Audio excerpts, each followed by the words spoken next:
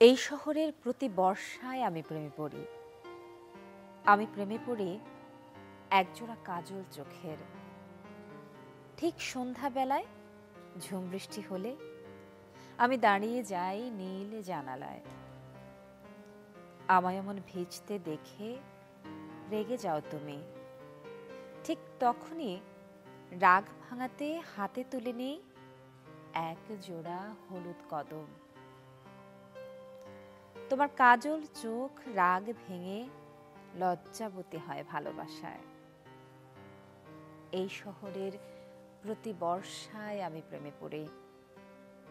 নীলা, তোমার লাজুক চোখে তাকিয়ে এই শহরের প্রতি ধূলিকণায় আমি ভালোবাসার কাব্য সাজাই গভীর মমতায়। প্রতি বর্ষায় আমি প্রেমে পড়ি।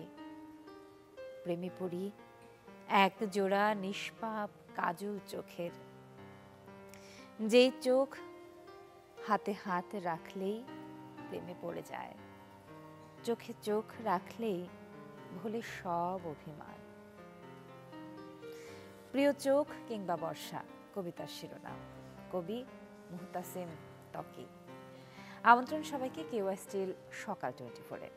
আজ মঙ্গলবার 18 আষাঢ় 1431 বঙ্গাব্দ। আজ 2 জুলাই 2024 খ্রিস্টাব্দ। অনুষ্ঠান সঞ্চালনা করছি আমি তাসনুভা মোহনা। টানা 3 দিনের বৃষ্টিতে বাড়ছে নদ নদীর পানি, প্লাবিত হচ্ছে নতুন নতুন এলাকা, দুর্ভোগে পড়েছে চরাঞ্চলের মানুষ। এক রাতের ভারী বর্ষণ আর উজান থেকে নেমে আসা পাহাড়ি ঢলে ফেনীর মুহুরী নদীর 2টি স্থানে বাঁধ ভেঙেছে। এতে ডুবে গেছে ফুলগাজী বাজার। বিপদসীমার উপরে মুহুরী নদীর পানি। এদিকে টানা বর্ষণে তলিয়ে গেছে শেরপুরের ঝিনাইগাতী উপজেলার অন্তত 20টি গ্রাম। এছাড়া সুনামগঞ্জ, সিলেট এবং উত্তরাঞ্চলের নদ নদীর পানিও ক্রমাগত বাড়ছে। প্লাবিত হয়েছে নতুন নতুন এলাকাও। খাগড়াছড়ির আলোটিলায় সাপমারা এলাকায় পাহাড় ধসে ঢাকা চট্টগ্রাম ঢাকা খাগড়াছড়ি সড়ক 3 ঘন্টা বন্ধের পর এখন আবার সচল হয়েছে। খাগড়াছড়ি থেকে আমাদের সঙ্গে সরাসরি যুক্ত হচ্ছেন নুরুস সাফা মানিক। মানিক, শুভ সকাল আপনাকে। এবং শুভ সকাল জানালেও আসলে যে খবরটি নিয়ে কথা বলতে চাচ্ছি সেটি তো একেবারেই ইতিবাচক নয়। 3 ঘন্টা সড়ক বন্ধ থাকার পর এই যে সড়ক সচল হলো, কতটুকু সচল হয়েছে এবং এখন এই সড়কের কি অবস্থা?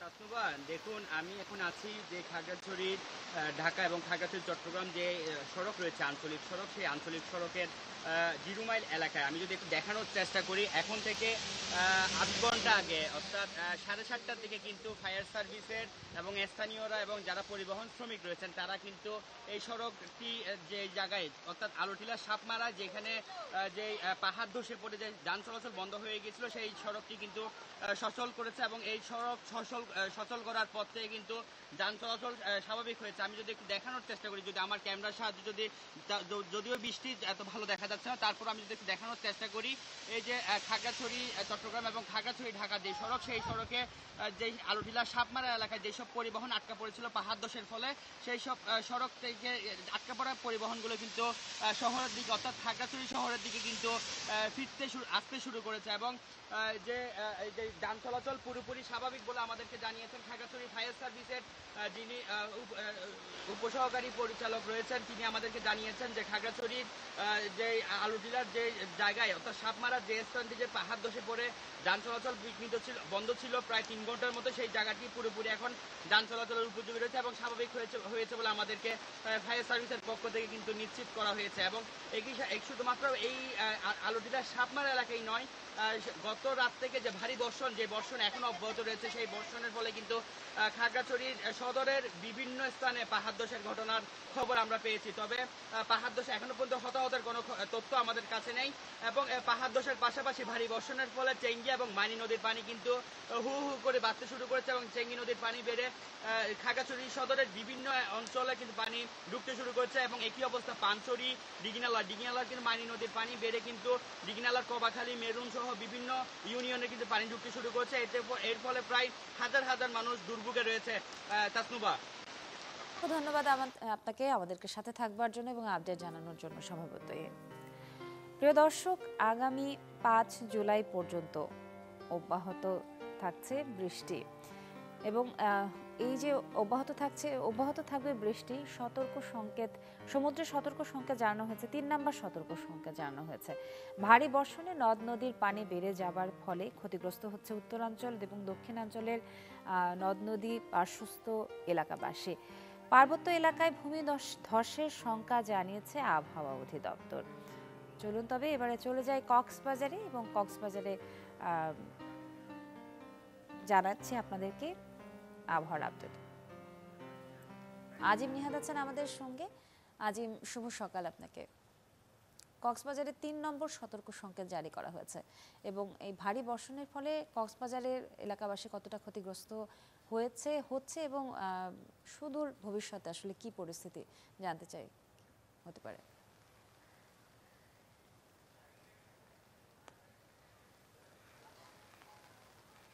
জি আজিম।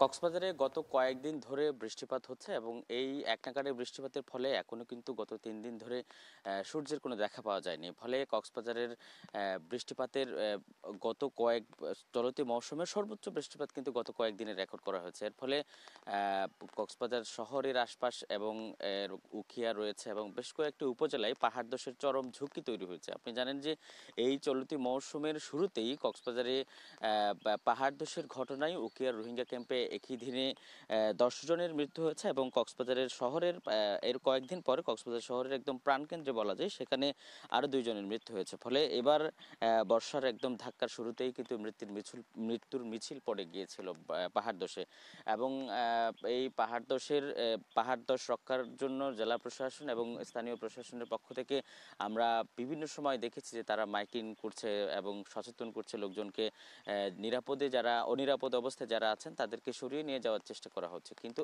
এই চেষ্টাগুলো শুধুমাত্র মাইকিংয়ের মধ্যেই সীমাবদ্ধ দেখা গেছে। এখনো কিন্তু পাহাড়ের ঝুঁকিপূর্ণ অবস্থায় যেই বাড়িগুলো এই মুহূর্তে দেখা যাচ্ছে একদম পাহাড়ের পাদদেশে, সেই বাড়িতে এখনো কিন্তু লোকজন বসবাস করছে। ফলে গতকাল রাতেও সারা রাত বৃষ্টি ছিল এবং এখনো বৃষ্টিপাত হচ্ছে। এই সময়ে পাহাড়গুলো অনেকটা নরম হয়ে গিয়েছে এবং বিভিন্ন আবহাওয়া অধিদপ্তর থেকে শুরু করে বিভিন্ন সংস্থার বার্তায় তারা বলছেন যে এই সময়টা অত্যন্ত ঝুঁকিপূর্ণ সময় পাহাড়ে থাকার ক্ষেত্রে। ফলে এই জায়গাগুলো থেকে লোকজনকে সরিয়ে নিয়ে যাওয়া অত্যন্ত জরুরি এবং আমরা গত কয়েকদিন ধরে দেখছি যে এই দুর্যোগপূর্ণ আবহাওয়ার কারণে সমুদ্রেও 3 নম্বর সতর্কতা সংকেত দেখিয়ে যেতে বলা হয়েছে। যদিও খুশির খবর হলো এখন কিন্তু সাগরে মাছ ধরা নিষেধাজ্ঞার ফলে কোনো জেলে কিন্তু সাগরে নেই, যার ফলে এই সাগরের জেলেদের নিয়ে কোনো দুশ্চিন্তা নেই। তবুও নিয়ম না মেনে অর্থাৎ নিষেধাজ্ঞা না মেনে সাগরে মাছ ধরতে যাওয়ার কারণে গত কয়েকদিন আগে কুতুবদিয়া চ্যানেলে একজন জেলের মৃত্যু হয়েছে। তিনি চুরি করে অর্থাৎ প্রশাসনের দৃষ্টির অগোচরে সাগরে মাছ ধরতে গিয়েছিলেন, সেখানে মাছ ধরতে গিয়ে একজন জেলের মৃত্যু হয়। সব মিলিয়ে কক্সবাজারে পাহাড় ধসের ঝুঁকি থাকলেও মানুষের মধ্যে আসলে কোনো ধরনের ভয় দেখা যাচ্ছে না। তাসনুবা, এটাই আসলে প্রত্যাশার বিষয়। আজিম, অসংখ্য ধন্যবাদ আপনাকে আমাদের সাথে থাকবার জন্য। প্রিয় দর্শক, শুরু থেকেই আজকে পরিস্থিতি সুনামগঞ্জ, সিলেট থেকে শুরু করে উত্তরাঞ্চল, দক্ষিণাঞ্চল, খাগড়াছড়ি সকল জায়গার পরিস্থিতি নিয়ে কথা বলছিলাম। চলুন তাহলে আবহাওয়ার আপডেট জানিয়ে দিই আপনাদেরকে। গেল 24 ঘন্টার আবহাওয়ার তথ্য জানাবো এবং সেই সঙ্গে জানাবো আজ সারাদিনের আবহাওয়ার পূর্বাভাস। ঢাকায় গেল 24 ঘন্টায় সর্বোচ্চ তাপমাত্রা শনাক্ত হয়েছে 31.9 ডিগ্রি সেলসিয়াস, সর্বনিম্ন তাপমাত্রা ছিল 26.8 ডিগ্রি সেলসিয়াস। রাজশাহীতে সর্বোচ্চ তাপমাত্রা 32.7, সর্বনিম্ন 27, রংপুরে সর্বোচ্চ তাপমাত্রা 33, সর্বনিম্ন 26.5, ময়মনসিংহে সর্বোচ্চ তাপমাত্রা শনাক্ত হয়েছে 29.5 ডিগ্রি সেলসিয়াস, সর্বনিম্ন তাপমাত্রা ছিল 26.4 ডিগ্রি সেলসিয়াস। সিলেটে গেল 24 ঘন্টায় সর্বোচ্চ তাপমাত্রা শনাক্ত হয়েছে 29 ডিগ্রি সেলসিয়াস, সর্বনিম্ন তাপমাত্রা ছিল 25.7 ডিগ্রি সেলসিয়াস। চট্টগ্রামে সর্বোচ্চ তাপমাত্রা 28.3, সর্বনিম্ন 26.3, খুলনায় সর্বোচ্চ তাপমাত্রা 31.7, সর্বনিম্ন 26.5, বরিশালে সর্বোচ্চ তাপমাত্রা রেকর্ড হয়েছে 30.4 ডিগ্রি সেলসিয়াস, সর্বনিম্ন 26 ডিগ্রি সেলসিয়াস। গেল ২৪ ঘন্টায় দেশের সর্বনিম্ন তাপমাত্রা শনাক্ত হয়েছে বান্দরবানে ২৩.৮ ডিগ্রি সেলসিয়াস। সর্বোচ্চ তাপমাত্রা ছিল চুয়াডাঙ্গায় ৩৩.৪ ডিগ্রি সেলসিয়াস। আজ সকল বিভাগের অধিকাংশ জায়গায় অস্থায়ীভাবে দমকা হাওয়াসহ হালকা থেকে মাঝারি ধরনের বৃষ্টি কিংবা বজ্রসহ বৃষ্টি হতে পারে। সেই সাথে কোথাও কোথাও মাঝারি, ভারী কিংবা অতি ভারী বর্ষণও হতে পারে। আজ সারা দেশে দিন ও রাতের তাপমাত্রা প্রায় অপরিবর্তিত থাকবে। ইতোমধ্যে হাতে চলে এসেছে সংবাদপত্র এবং পত্রিকার শিরোনামগুলো পড়ছে সমকাল আমার হাতে। সমকাল অসংকোচ প্রকাশের দুরন্ত সাহস প্রধান সংবাদ শিরোনাম পড়ছে কর্মবিরতিতে অচল অবস্থা পাবলিক বিশ্ববিদ্যালয়ে। ইনসার্টের ছবি দেখতে পাচ্ছি প্রত্যয় পেনশন স্কিম প্রত্যাহারের দাবিতে সোমবার ক্যাম্পাসে অবস্থান কর্মসূচি পালন করেন ঢাকা বিশ্ববিদ্যালয়ের শিক্ষকরা। তার পাশে আরেকটি শিরোনাম নিয়ম না মেনে 4 গ্রুপের ৬,৪৯৭ কোটির সুদ মাফ। এননটেক্সকে ৩,৩৫৯ কোটি ও বিসমিল্লাহ গ্রুপকে ৬০৪ কোটি টাকা মওকুফ করেছে জনতা ব্যাংক। এ ছিল সমকাল। পড়ছি প্রথম আলো। গ্যাস সরবরাহ প্রসঙ্গে সংবাদ শিরোনাম করেছে প্রথম আলো। গ্যাসের উৎপাদন টানা কমছে, আমদানি করেও গ্যাসের সংকট মেটানো যাচ্ছে না। 14 বছর পর প্রকৃত মজুদ যাচাই করার উদ্যোগ এবং কারখানার উৎপাদনের কারণে গ্যাসের সংকট কমছে, এটিকেই সবথেকে বেশি হাইলাইট করা হয়েছে। পাশে আমদানি নিষিদ্ধ ব্রাহ্মা জব্দ করা গরু কৌশলে সাদিক এগ্রোকে দিল প্রাণী সম্পদ অধিদপ্তর। এই ছিল প্রথম আলোর সংবাদ শিরোনাম। এখানে ইনসার্টে আরেকটি ছবি দেওয়া আছে, যে পাহাড়ি ঢল নিয়ে কথা বলছিলাম, সেটিরই একটি শিরোনাম করেছে প্রথম আলো। পাহাড়ি ঢলে আবারও প্লাবিত সুনামগঞ্জের তাহিরপুর বিশ্বরম্ভপুর সড়ক। গতকাল সকালে সড়কের দুর্গাপুর এলাকায় তোলা এই ছবিটি। পাহাড়ি ঢলের কথা বলছিলাম, পাহাড়ি ঢল প্রসঙ্গে এবারে নিয়ে যাচ্ছে আপনাদেরকে শেরপুরে। কেননা টানা বর্ষণে তলিয়ে গেছে শেরপুরের ঝিনাইগাতি উপজেলার অন্তত 20টি গ্রাম। বন্যা পরিস্থিতির খবর জানাতে তাই শেরপুর থেকে যুক্ত করছি ইমরান হাসান রাবিকে। রাবি, শুভ সকাল আপনাকে। সারা দেশ জুড়ে এখন বন্যা পরিস্থিতি, ভারী বর্ষণ এবং পাহাড়ি ঢলের খবর। শেরপুরে পরিস্থিতি কতখানি অবনতি হলো? শুভ সকাল তাসনোভা। আসলে গত 3 দিনে টানা বর্ষণ আর উজান থেকে নেমে আসা পাহাড়ি ঢলে শেরপুরের ঝিনাইগাতি এবং নালিতাবাড়ি উপজেলা, এই সীমান্তবর্তী দুটি উপজেলার 3টি নদীর পানি ইতোমধ্যে বিপদসীমার উপর দিয়ে প্রবাহিত হচ্ছে এবং একই সাথে ব্রহ্মপুত্র নদ সহ অন্যান্য নদীর পানিও বেড়েছে। আমি এখন এই মুহূর্তে আছি ঝিনাইগাতি উপজেলার সদর বাজারে। এটি কিন্তু মূলত একটি উপজেলার মূল কেন্দ্রবিন্দু এবং উপজেলার চৌরাস্তা, এবং আমার পেছনে মূলত উপজেলার যে কেন্দ্রীয় কাঁচা বাজার সেটি। আমার পেছনে এই বাজারের পাশ দিয়ে মূলত প্রবাহিত হচ্ছে মহারশী নদী। সীমান্ত থেকে নেমে আসা মহারশী নদীর এখন এই মুহূর্তে শহর রক্ষা বাঁধ ভেঙে সেই পানি কিন্তু প্রবাহিত হচ্ছে ঝিনাইগাতি উপজেলার বাজারের ভেতর দিয়ে। উপজেলা পরিষদ পার্শ্ববর্তী যে এলাকাগুলো রয়েছে সেই এলাকাগুলোও ইতোমধ্যে প্লাবিত হয়েছে এবং দেখতেই পাচ্ছেন যে কাঁচা বাজারে পানি প্রবাহিত হওয়ার কারণে কাঁচা বাজারের যে দোকানগুলো রয়েছে সেই দোকানগুলো কিন্তু বেশ ক্ষতিগ্রস্ত হয়েছে এবং এই কাঁচা বাজারে মজুদকৃত বেশ কাঁচা সবজি এবং বিভিন্ন পণ্যও কিন্তু নষ্ট হয়েছে বলে আমাদেরকে জানিয়েছেন স্থানীয় বিক্রেতারা। দীর্ঘ সময় যাবতই এই মহারশী নদীর বাঁধ ভাঙার কারণে এই ভোগান্তি সৃষ্টি হয় এবং প্রতি বছরই আমরা দেখি যে প্রতি বছরই কিন্তু এই ভোগান্তিটি সৃষ্টি হয়। স্থানীয়দের পক্ষ থেকে এই মহারশীতে একটি বেড়িবাঁধ নির্মাণের জন্য প্রতি বছর স্থানীয় প্রশাসন এবং স্থানীয় জনপ্রতিনিধিদেরকে অনুরোধ করা হলেও কিন্তু এখন পর্যন্ত এর বিষয়ে কোনো স্থায়ী পদক্ষেপ কিন্তু গ্রহণ করা হয়নি, যার কারণে এবছরও আবার নতুন করে প্লাবিত হয়েছে এবং আজ কিন্তু এইচএসসি পরীক্ষা রয়েছে। এই এইচএসসি পরীক্ষার্থীরা কিন্তু বেশ ভোগান্তিতে রয়েছে। এখানকার রাস্তায় পানি ওঠার কারণে যোগাযোগ বিচ্ছিন্ন রয়েছে বেশ কয়েকটি ইউনিয়ন এবং প্রান্তিক পর্যায়ের এলাকাগুলোতে। আসলে তাসনোভা, এই ছিল আমার কাছে পাহাড়ি ঢলের শেরপুর থেকে সর্বশেষ খবর। জি, অসংখ্য ধন্যবাদ আপনাকে আমাদের সাথে থাকবার জন্য। আমরা চলে যাচ্ছি আমাদের পরবর্তী আয়োজনে। পত্রিকায় ছিলাম, পত্রিকায় ফিরছি। প্রথম আলোর আরও একটি শিরোনাম, নতুন শিক্ষাক্রম। এসএসসির মূল্যায়নে বড় পরিবর্তন, জিপিএ বাদ, বর্ণ দিয়ে ফল। চলে যাচ্ছি কালের কণ্ঠে। কালের কণ্ঠ আংশিক নয়, পুরো সত্য। প্রধান শিরোনাম হচ্ছে দুর্নীতিবাজদের সহানুভূতি নয়। মন্ত্রিসভার বৈঠকে এই কথা বলেন প্রধানমন্ত্রী শেখ হাসিনা। সরকারের পুরো ব্যবস্থাপনা মিলে দুর্নীতির বিরুদ্ধে ব্যবস্থা নিচ্ছে। দুর্নীতি প্রমাণিত হলে কাউকে ছাড়া হচ্ছে এমন নজির নেই। সরকারি চাকুরেদের সম্পদ বিবরণী প্রকাশের নির্দেশনা চেয়ে রিট। এবং রূপপুর পারমাণবিক বিদ্যুৎ কেন্দ্র সম্পর্কে একটি শিরোনাম করেছে কালের কণ্ঠ, রাশিয়াকে প্রকল্পের ব্যয় টাকায় পরিশোধ। পাবনার ঈশ্বরদীতে নির্মীয়মান রূপপুর পারমাণবিক বিদ্যুৎ কেন্দ্র প্রকল্পের চুক্তিমূল্যের একাংশ $1.5 কোটি মার্কিন ডলারের পরিবর্তে বাংলাদেশি মুদ্রা টাকায় পরিশোধ করছে সরকার। শেষ করছি কালের কণ্ঠ। এবারে পড়ছি দৈনিক ইত্তেফাক। সরকারি কর্মকর্তাদের সম্পদের হিসাব প্রকাশের নির্দেশনা চেয়ে রিট, যে শিরোনামটি আজ কালের কণ্ঠ করেছিল একই শিরোনাম ইত্তেফাকে আমরা দেখতে পাচ্ছি। চলে যাচ্ছি পরবর্তী শিরোনামে, অচল 35 বিশ্ববিদ্যালয়। সর্বজনীন পেনশন প্রত্যয় স্কিম প্রত্যাহারের দাবিতে শিক্ষকদের কর্মবিরতি, হয়নি ক্লাস পরীক্ষা। এবং সবশেষে বণিক বার্তা। বণিক বার্তা তথ্যে অগ্রগতি। দেশি বিনিয়োগে ভাটা, শীর্ষ আগ্রহীরাও বিনিয়োগ করেনি। ডলার সংকট এবং উচ্চ সুদ হার প্রসঙ্গ। এদিকে সংযুক্তি বাতিল করে নিজ কার্যালয়ে পাঠানো হচ্ছে 117 আইসিটি কর্মকর্তাকে। এই ছিল আজকের সংবাদপত্রের শিরোনামগুলো।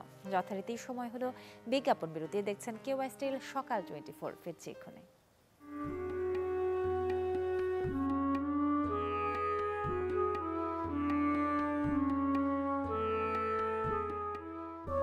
আমন্ত্রণ আরও একবার কেওয়াই স্টিল সকাল 24-এ। আজ অনুষ্ঠান সঞ্চালনা করছি তাসনুফা মোহনা।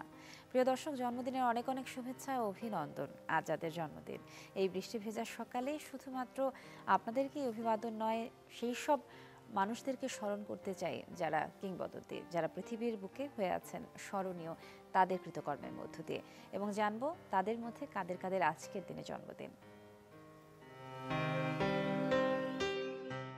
1862 সালের এই দিনে জন্মগ্রহণ করেন ইংরেজ পদার্থবিজ্ঞানী এবং রসায়নবিদ স্যার উইলিয়াম হেনরি ব্র্যাগ।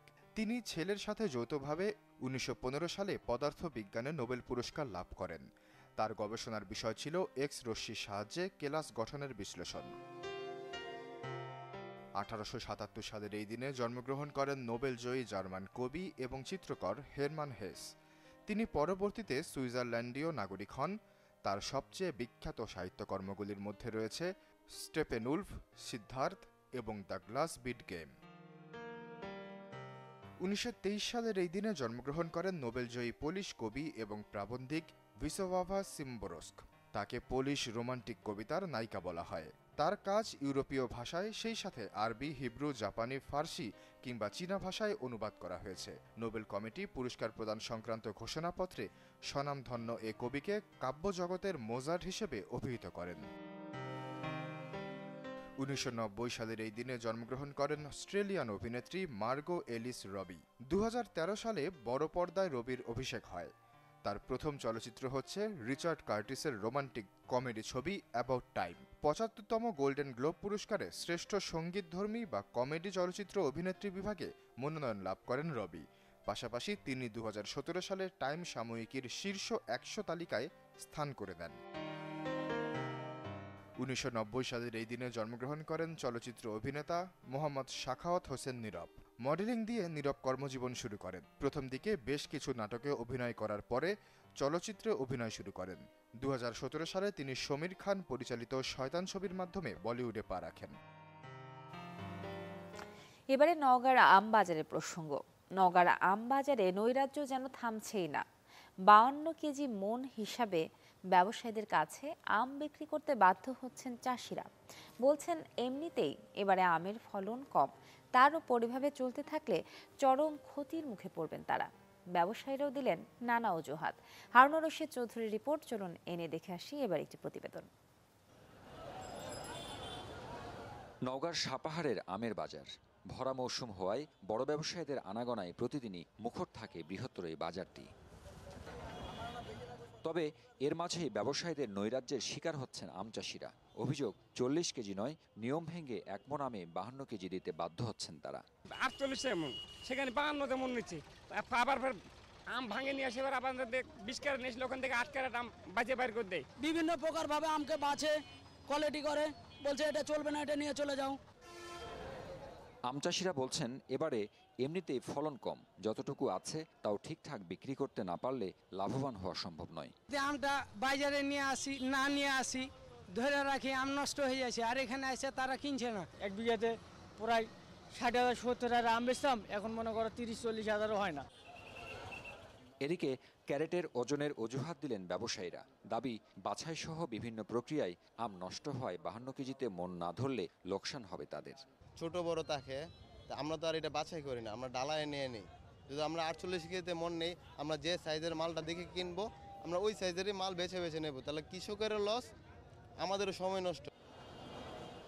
এমন পরিস্থিতিতে বাজারে নৈরাজ্য ঠেকাতে যৌথভাবে কাজ করার কথা জানিয়েছে কৃষি বিপণন অধিদপ্তর ও জেলা প্রশাসন। প্রয়োজনে মোবাইল কোর্ট পরিচালনার কথাও বলছেন তারা। দাম ভালো, কিন্তু কিছু কিছু ক্ষেত্রে হয়তো তারা ব্যবসায়ীর কাছে জিম্মি হচ্ছে। পদক্ষেপ নিব যে প্রশাসনের সহযোগিতায় আমরা যদি এরকম কোনো অসঙ্গতির খবর পাই, আমরা প্রশাসনের সহযোগিতায় মোবাইল কোর্ট পরিচালনা করব। ওজনের বিষয়ে আমরা কঠোর অবস্থানে, আপনি যদি মনে করেন যে এখনও ওজন এরকম নিচ্ছে, আমার কাছে যে অভিযোগ নাই, যদি আসে আমি এখনই জনকে বলে দিচ্ছি, এটা মোবাইল কোড করে শাস্তির আওতায় আমরা নিয়ে আসবো। এটা আমরা কোনোভাবেই অ্যালাউ করব না। এবছর নওগাঁয় 2,500 কোটি টাকার আম বাণিজ্যের প্রত্যাশা কৃষি সম্প্রসারণ অধিদপ্তরের। হারুন রশিদ চৌধুরী, চ্যানেল 24, নওগাঁ। আম কাঁঠালের ভরা মৌসুম চলছে। আমের খবর তো জানছিলাম, চলুন এবারে জেনে আসে একটুখানি কাঁঠালের খবর। কাঁঠালের রাজধানী খ্যাত গাজীপুর এখন কাঁঠালে ভরপুর, তাই তো জমে উঠেছে দেশের বৃহত্তম কাঁঠালের পাইকারি বাজার জৈনা বাজার। ক্রেতা বিক্রেতাদের হাঁক ডাকে মুখর থাকছে প্রতিদিন। কৃষি সম্প্রসারণ অধিদপ্তর বলছে এই বছর জেলায় 2,07,000 টন কাঁঠাল উৎপাদন হয়েছে। চলুন এ নিয়ে দেখে আসি এবারে আরেকটি প্রতিবেদন। সকাল থেকেই ক্রেতা বিক্রেতার হাঁক ডাকে মুখর জৈনা বাজারের কাঁঠাল বাজার। প্রতিদিন কয়েক লক্ষ টাকার শুধু কাঁচা কাঁঠাল বিক্রি হয় গাজীপুরের সর্বোত্তরের এই বাজারে। সুমিষ্ট স্বাদ আর গন্ধের কারণে পুরো দেশেই কদর রয়েছে গাজীপুরের লাল মাটির কাঁঠালের। বাংলাদেশের লেগা সেরা কাঁঠাল হলো জৈনা বাজার, এর চেয়ে বিখ্যাত কাঁঠাল নাই। অন্য অন্য জায়গা থেকে এখানে বিখ্যাত, এই কাঁঠালটা নিয়ে যাইলে আমাদের চট্টগ্রাম দাগি হবে না। তবে শুধু গাজীপুর নয়, পার্শ্ববর্তী জেলা টাঙ্গাইল ও ময়মনসিংহের বাগানের কাঁঠালও আসে এখানে কিনতে। প্রতিদিনই দেশের নানা প্রান্ত থেকে আসেন পাইকাররা। আকার ভেদে প্রতিটি কাঁঠালের জন্য গুনতে হচ্ছে 50 থেকে 300 টাকা। একটা কাঁঠাল আজকে 300 টাকা 400 টাকা পর্যন্ত কিনছি, বড়গুলো একবারে বড় পিস। আর নিম্নমানের যে ডেটা কিনছি 7,000 8,000 টাকা করে সহ। বেশ ফলনে আছে, এখন বর্তমান বাজার ভালো আছে। বাজার মনোর না গতকালকাতে আজকে 20 টাকা বেশি। তবে একসাথে কাঁঠাল পেকে যাওয়ায় কৃষক ন্যায্য মূল্য পান না বলে দাবি কৃষি কর্মকর্তার। তাই কাঁঠালের প্রক্রিয়াজাতকরণের দিকে নজর দেওয়া হচ্ছে বলে জানান তিনি। 2,60,000 মেট্রিক টন কাঁঠাল আবার উৎপাদন হচ্ছে প্রতি বছর। তো এবছরও কাঁঠালের ফলন ভালো, তবে কাঁঠালের যে সমস্যা, যে কাঁঠাল যখন পাকে একবারে পাকে, যে কারণে কৃষকরা কিন্তু প্রকৃত মূল্যটা পাচ্ছে না। কাঁঠাল অবিকৃত যেগুলো থাকে এগুলো সংরক্ষণের জন্য কৃষকদের তেমন কোনো জায়গা থাকে না। এবছর গাজীপুরে 9,200 হেক্টর জমিতে 2,60,000 টন কাঁঠাল উৎপাদন হয়েছে। Desk report, channel 24। চাহিদা অনুযায়ী এবার সারা দেশে আমের ফলন কম। আবার বলা হচ্ছে কাঁঠালের উৎপাদন যতটুকুই হোক না কেন চাষিরা কিন্তু ন্যায্য মূল্য পাচ্ছেন না। ভোক্তাদের চাহিদা মিটিয়ে চাষিদের ন্যায্য মূল্য ঠিকঠাক করে যেন সব কিছু মিলিয়ে সারা দেশের মানুষ দেশীয় ফলের স্বাদ আস্বাদন করতে পারেন, এটুকুই প্রত্যাশা। কেওয়া স্টিল সকাল 24 থেকে বিদায় নিচ্ছে তাসনাফা মোহনা। ভালো থাকবেন সবাই, শুভ সকাল আরও একবার।